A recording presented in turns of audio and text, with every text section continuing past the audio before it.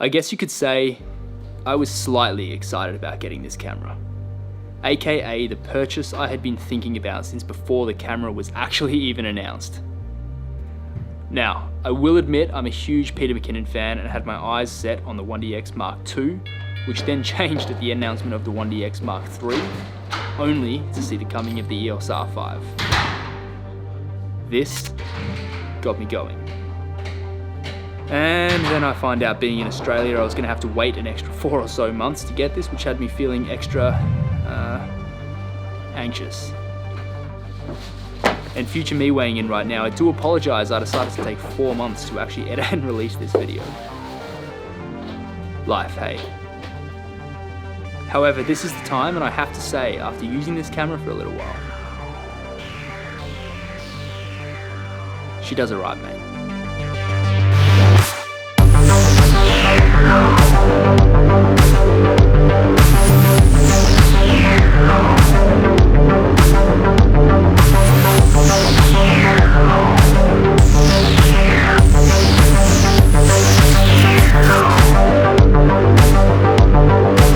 What is up? My name is Pierce Dillon and welcome back to another video, this time talking my first-hand experience using this beast of a camera. Now this is not going to be an in-depth review, there's already plenty of those on the interweb. This is just going to be my thoughts on how it's all been going for me so far, seeing as I do use this camera every single day for work and I feel like I have had long enough with it to be able to give honest feedback on what it's like. So starting with the weight, this thing is relatively light, so carrying it around all day and balancing on a gimbal, etc, easy peasy.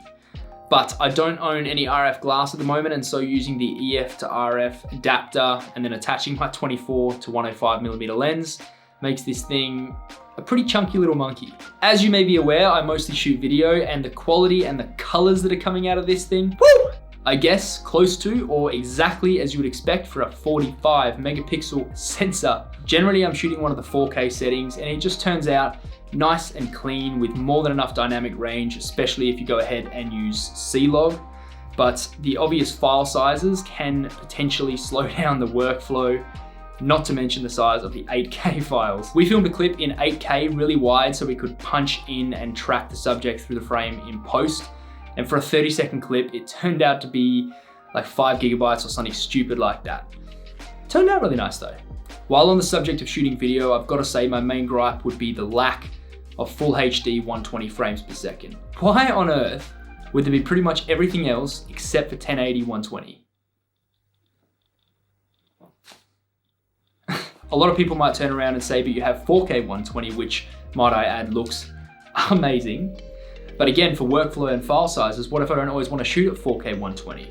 And then there's the clear issue of the camera overheating at 4K 120 after a certain amount of minutes. So I can't afford to have the camera overheat when I'm shooting all day. So far though, not a massive issue because I do film most of my stuff at 24 frames per second with a select few shots at a higher frame rate when I want to use slow motion and all that jazz. You will also need a CF Express or certain SD card if you want to shoot anything over 4K 24 or 30 frames per second. But if you're looking at this camera and you want to shoot at quality like that, you should already be aware that you're going to need a card with a fast write speed. I wasn't. I thought I could get away with filming that sort of quality on my 70 megabytes per second micro SD card. Apparently not. Autofocus for this is as you would expect for a Canon and is very accurate.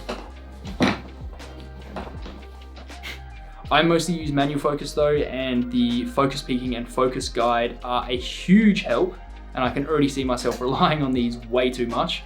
In relation to the IBIS, I'm still using an EF lens and unfortunately don't get the benefit of the lens image stabilization working in conjunction with the IBIS of the camera.